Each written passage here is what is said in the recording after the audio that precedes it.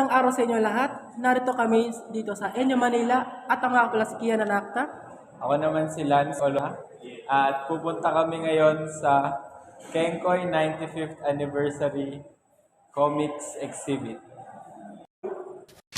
Comics have profound social, political, and cultural significance in the Philippines, shaping public discourse and reflecting Philippine identity over many decades, originating in the 1920s.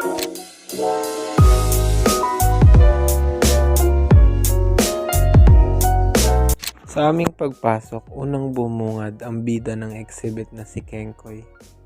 Nakita at nabasa rin namin ang ilang comics na isinulat ni Romualdo Ramos at Tony Velasquez noong 1937. At minsan na rin sumagi sa isip ko na saan nga ba galing ang salitang ito. Sa aking pagbabasa ng ilang mga comics, naisip ko din na isa ito sa mga naging pundasyon at basihan ng mga Pilipino ng katatawanan.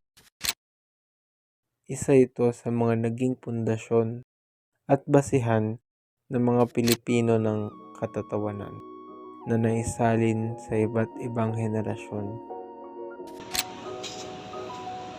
At doon na po nagtatapos ang aming pagbisita sa 95th anniversary ng Comics Kenkoy Exhibit sa NU Manila. Salamat sa panonood at magandang araw sa inyo.